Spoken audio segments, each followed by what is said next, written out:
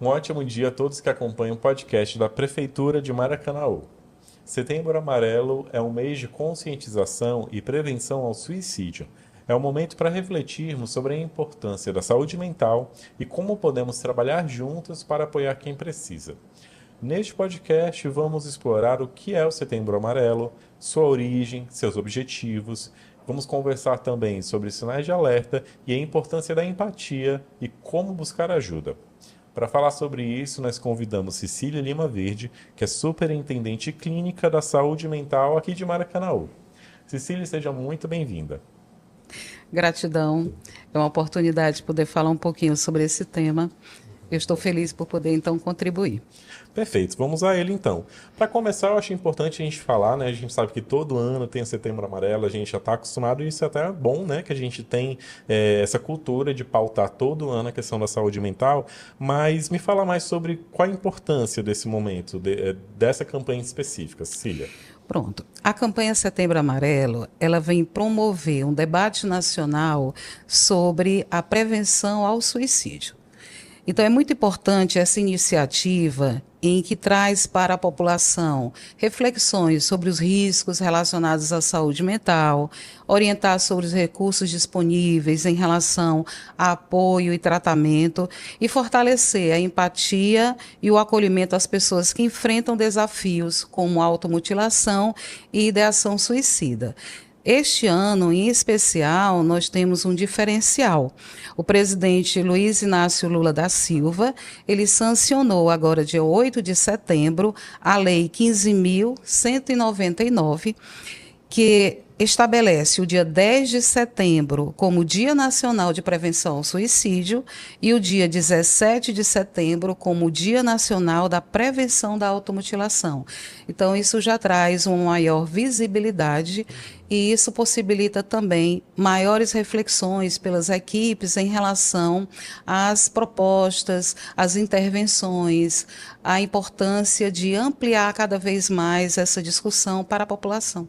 Pois é, muito importante, né? Porque anos atrás a gente não pautava, não se falava sobre isso, era um assunto meio que tabu. E infelizmente esse tabu ainda acaba acontecendo, né? Como que a gente pode tratar desse assunto, Cecília, na sua visão de profissional, né? Voltado para a saúde mental, como é que a gente pode tratar esse assunto de maneira assertiva?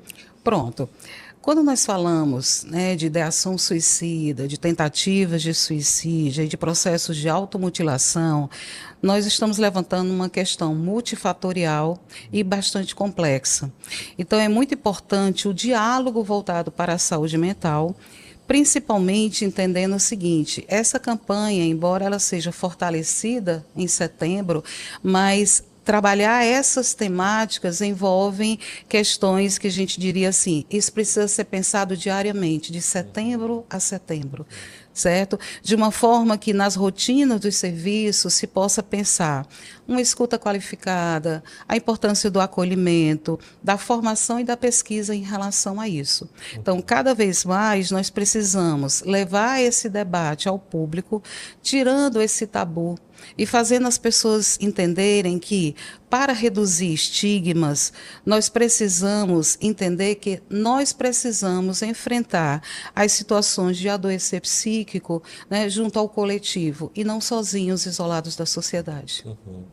Interessante essa palavra, eu até frisei aqui a questão do diálogo, né? Eu acho que é importante as pessoas realmente procurarem, né? Mas nesse sentido, Cílio, o que mais costuma impedir justamente as pessoas de procurar ajuda? A gente fala que muitas vezes é uma falta de informação, um preconceito que a própria pessoa pode vir a ter, né? Vergonha, mas na sua visão, o que que impede mais uma pessoa que está passando por um processo de depressão, um quadro de ideação suicida, como você fala, né, de procurar ajuda profissional?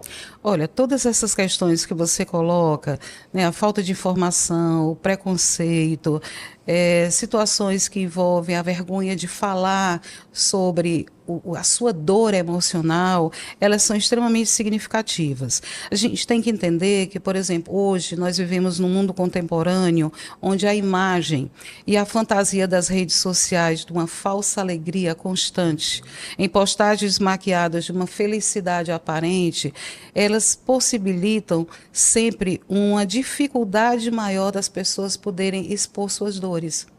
Porque esse mundo virtual, muito voltado para a aparência, é como se todos estivessem sempre felizes, estivessem bem, e essa não é a realidade.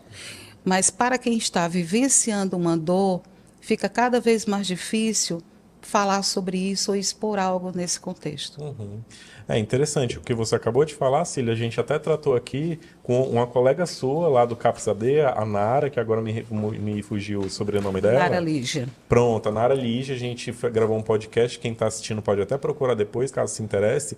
Gravamos sobre o Dia da Felicidade e a gente falou muito sobre essa questão da felicidade aparente, de como as redes sociais, infelizmente, né, por mais que ela tenha essa questão de aproximar socialmente, né, embora virtualmente, mas ela também entrou numa tendência de falsear uma felicidade. Ninguém pode ser triste, né? As pessoas só compartilham as suas alegrias e parece que não existem tristezas, mas existem, né? Muitas.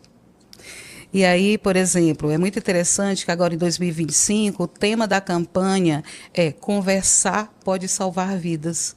Então vejam a importância justamente desse diálogo que é preciso acontecer junto à família, os amigos, aos profissionais de saúde, aquelas pessoas onde aquela pessoa que está passando por aquela dor emocional mais profunda, ela possa encontrar a ajuda que ela precisa como suporte. Né? Então, hoje se fala muito das redes de apoio. Então, o que nós temos de cada vez mais importante é frisar a necessidade das pessoas serem fortalecidas com suas redes de apoio.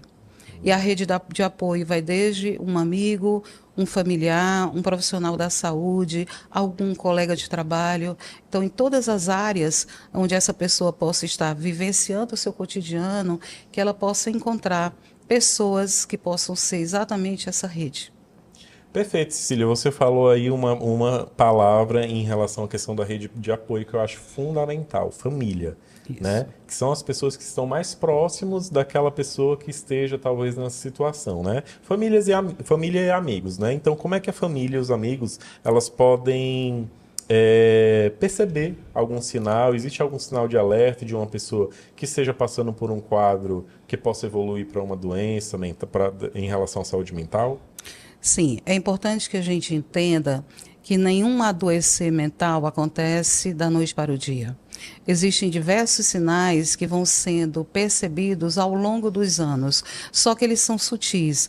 Então, por exemplo, um adolescente que começa a ficar mais introspectivo, mais trancado em casa, que não tem a rede de apoio enquanto amigos, que comece a se perceber de uma forma mais triste, sem conseguir vamos dizer assim, ter maiores vínculos na escola e em outros espaços, isso pode gerar, a médio prazo, alguma situação, né, de um processo depressivo.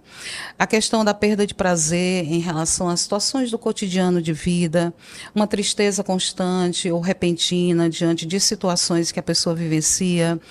Existe uma questão muito importante com o lado do uso de substâncias, né, psicoativas, em que muitas vezes levam a alterações no pensamento, nas sensações e na forma de lidar com o mundo.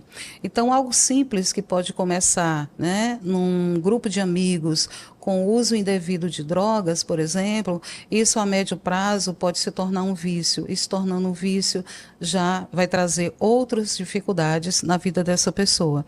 Então, desde situações com crianças, adolescentes, né, adultos, hoje há uma preocupação muito grande com situações junto a idosos. Tá? Então, por exemplo, a nível de grupos de maior vulnerabilidade hoje estão os jovens e os idosos. Tá? Os jovens, principalmente por conta das situações nas redes sociais. Então, existem hoje jogos que incentivam riscos e incentivam no sentido de trazer maiores dificuldades para essas pessoas que precisam de maior pertencimento. E muitas vezes são jogos que estão trazendo situações de risco à vida, né? Não é só uma questão de causar algum tipo de acidente. São situações que estão trazendo risco à vida desses adolescentes. E são pessoas que ainda estão em processo de crescimento, em processo de maturação. Então, essas questões todas, elas têm, né, vamos dizer assim, são sinais de alerta importante. Crianças na escola que começam a ter mudanças de comportamento, né, apresentar certa irritabilidade, uma dificuldade de convívio com os colegas, ali podem estar surgindo várias situações que muitas vezes na família não se tem essa percepção. E às vezes é através da escola que se chega então também aos serviços de saúde. Entendi. Interessante que sempre que se fala nessa questão de como lidar com o jovem, com o adolescente em relação à família, Cecília, eu sou jornalista, né? E eu tive uma aula na faculdade, a gente falando sobre assessoria de comunicação. Só para você entender a relação que o professor fez. Ele falou que o trabalho do assessor de comunicação, por exemplo, de uma empresa, é parecido com o do pai. Vou te explicar por quê. O assessor de comunicação, que ele representa uma empresa, ele tem que ter um relacionamento aberto com a imprensa, com os canais de televisão, rádio, jornais. Sempre. Porque no dia que acontecer uma crise, ele está com aquele canal de comunicação aberto. Ele pode falar para o jornalista, não foi bem assim, ou então não publica isso agora, deixa a gente fazer aqui a nossa nota e você publica. Ou seja, existe um relacionamento pré-estabelecido que faz com que eles tenham esse diálogo. Assim também é com o jovem, com o adolescente. Se o pai ele não mantém esse canal de comunicação de diálogo aberto e seguro, onde a criança ou adolescente pode confiar nele como pai, como figura de autoridade, na hora que acontecer uma crise, seja ela qual for, a criança talvez não queira escutar, não queira deixar ele entrar, não queira deixar ele viver essa situação junto com ela. Você acha que faz sentido isso? Faz.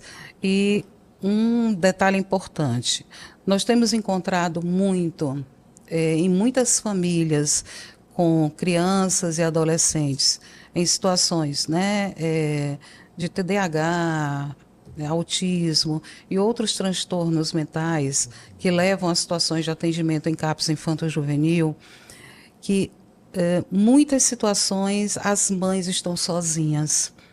A ausência do pai no cotidiano de vida desses jovens e crianças, no sentido desse fortalecimento que você está trazendo, são muito intensos.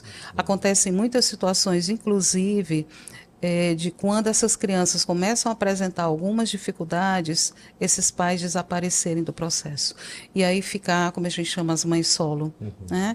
E isso tudo traz também um cuidado a mais com essas mães ou essas cuidadoras que estão no dia a dia sozinhas, vivenciando outras situações. E aí o CAPS Infanto-Juvenil, ele traz um diferencial, porque tanto as crianças e adolescentes recebem um acompanhamento individual e em grupo, como muitas das mães também. Elas têm grupos específicos para as mães, dependendo da faixa etária, né, de crianças e adolescentes, para poder dar esse suporte. Então, a equipe trabalha tanto com crianças e jovens, como também com as mães, as cuidadoras. Muito bacana. Então vamos falar sobre eles, né? Quais os órgãos da prefeitura, você como superintendente, né, dessa área da questão da saúde mental, quais os órgãos que as pessoas que estão assistindo podem procurar caso estejam vivenciando uma situação como essa, né, de transtornos mentais? Pronto. Na prefeitura, em relação à saúde mental, nós temos 3 CAPs, certo? Nós temos o CAPS Infanto-Juvenil, que vai atender crianças a partir de 2, 3 anos de idade até 17 anos e meio.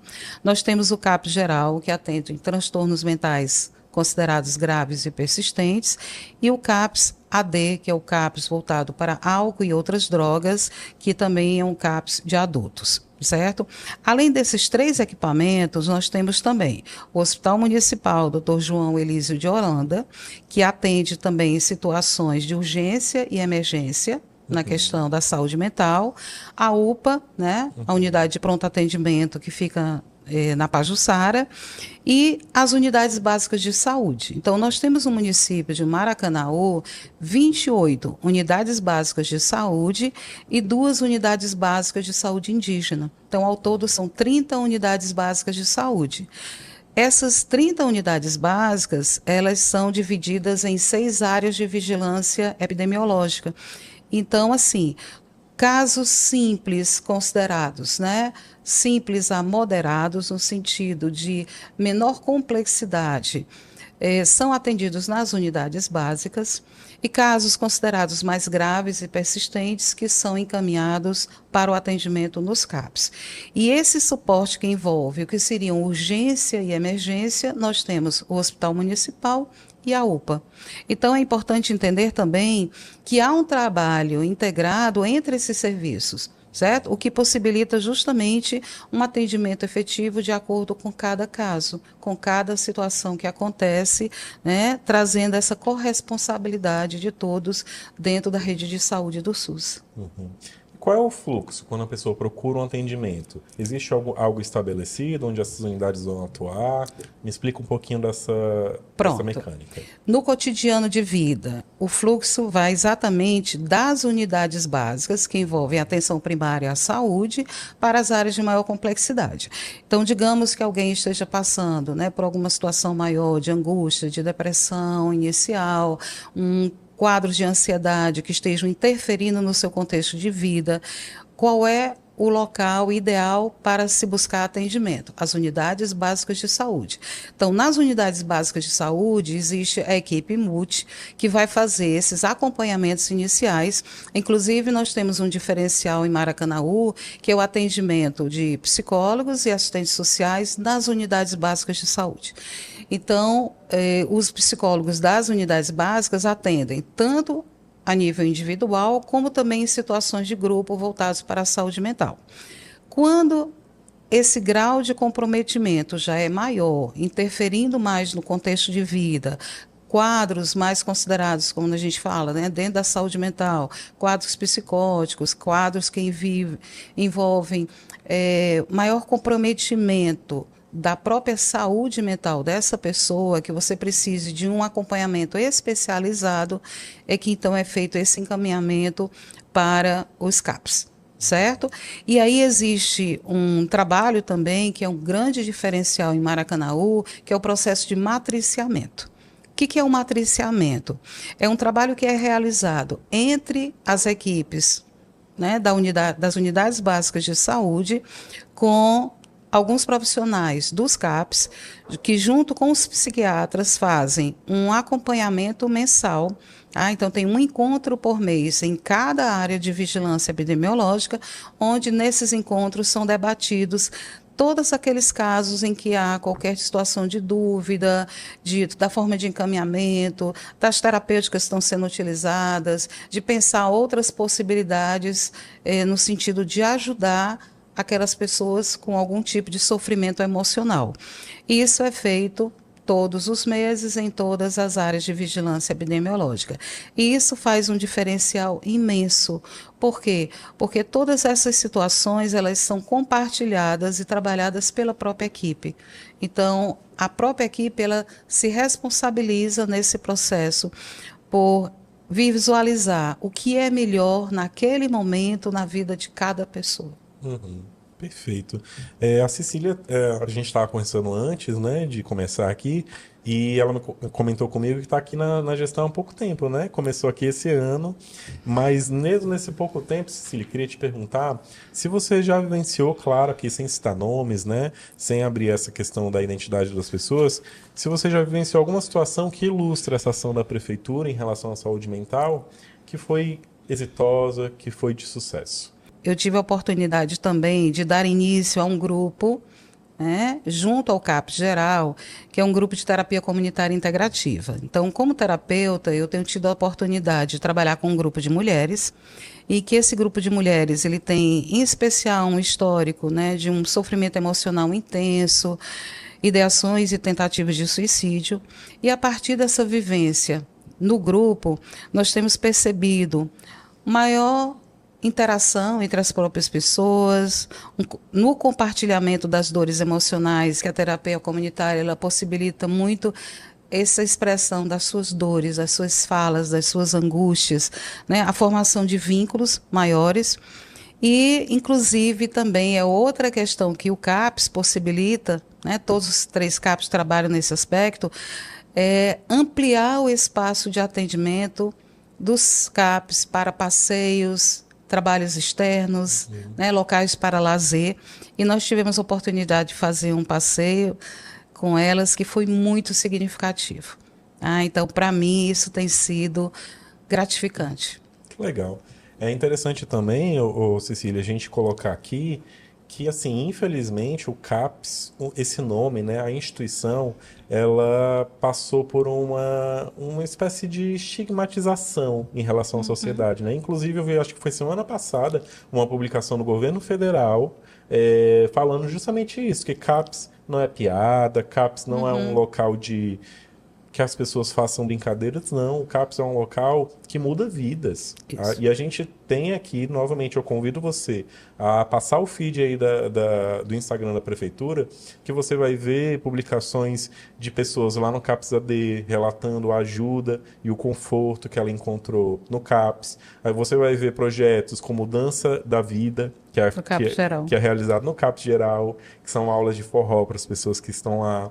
Você está falando desses passeios. Então, assim, o CAPS, ele não é, infelizmente, assim, não é para se brincar, né? Eu gostaria de reforçar essa mensagem. É um local onde as pessoas procuram para tratamento e elas merecem respeito, assim como os profissionais que trabalham lá, né? Olha, é muito importante o que você está trazendo, porque as pessoas ainda têm muita dúvida, e eu diria que tem muito ainda preconceito em relação a qualquer pessoa que fale de sofrimento emocional. E a gente precisa entender que todos nós, seres humanos, passamos por situações de dores emocionais. Não existe uma pessoa que possa dizer que nunca tenha sofrido alguma situação que trouxe alguma dor, que envolva perda, que envolva dificuldades no cotidiano, situações de estresse, situações que levaram a pessoa a, em algum momento, se fragilizar emocionalmente.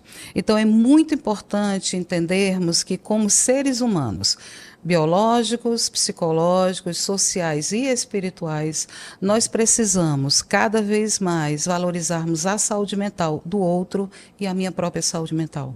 Certo? Então, muitas pessoas precisam entender que para cuidar do outro, eu preciso cuidar de mim. Eu preciso cuidar da minha saúde mental para conseguir chegar a me envolver um pouco mais com o outro, ouvir a dor do outro e ser capaz de atender aquela pessoa diante das suas dificuldades. Então, essas questões, elas precisam ser também trabalhadas e mostradas, né? CAPS é local de liberdade. CAPS é local onde as pessoas vão, nas situações individuais e de grupo, serem cuidadas.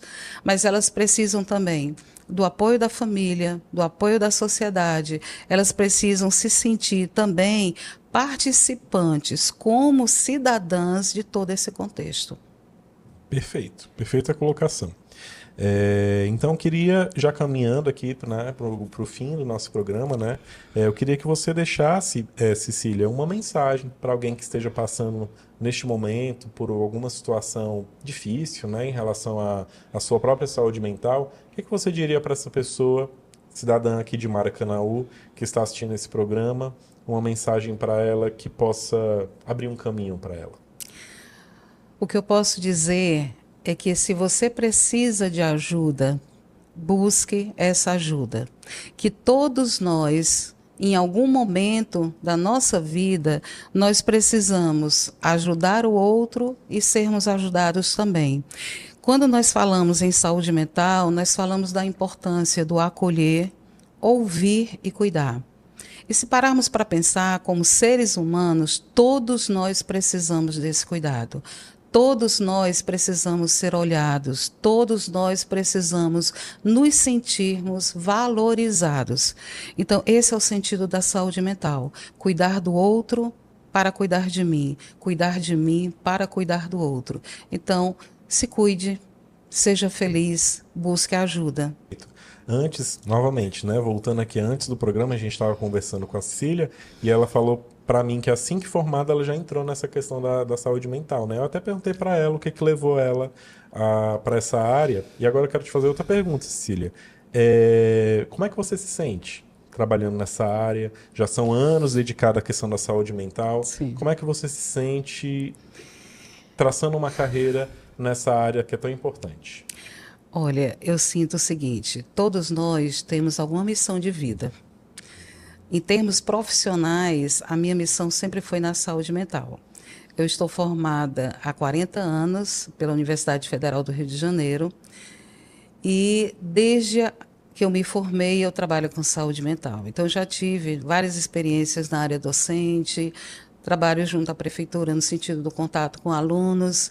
E agora eu estou tendo essa oportunidade esse ano de chegar a Maracanaú, de poder integrar as equipes do CAPS, aprender com cada um. Eu também quero deixar essa questão aqui bem clara. Eu aprendo todos os dias com as equipes. E isso para mim tem sido muito importante, muito significativo. Então, eu tenho me fortalecido a cada dia aqui em Maracanaú pelo trabalho, né, pela qualificação, pelo engajamento de todas as equipes. Então, quero parabenizar também aqui as equipes dos 3 CAPs, CAPs Infanto Juvenil, o CAPs AD e o CAPs Geral, pela qualidade do trabalho das equipes. Parabéns, eu estou aqui com vocês. E dá pra ver que ela gosta mesmo, que se você não viu aí em casa aqui, eu vi que o olho dela brilhou ao falar sobre isso. Então, realmente ela gosta do que faz. Eu queria até te agradecer, Cília, não só por você ter vindo aqui conversar com a gente sobre Setembro Amarelo, sobre saúde mental, mas pelo seu trabalho aqui na Prefeitura de Maracanaú, e já agradeço também todos que fazem parte desse sistema, né, voltado para a saúde mental aqui no município. Obrigado pela sua presença. Gratidão, gratidão por esse momento e que todos que aqui estejam ouvindo possam se fortalecer também. E que é exatamente através dos vínculos que nós conseguimos superar os momentos difíceis. E para esses, todos nós passamos. Perfeito. Com essa mensagem a gente encerra o programa de hoje, agradecendo a audiência de quem nos assistiu e já convidando para os próximos programas aqui do podcast da Prefeitura de Maracanaú. Até lá.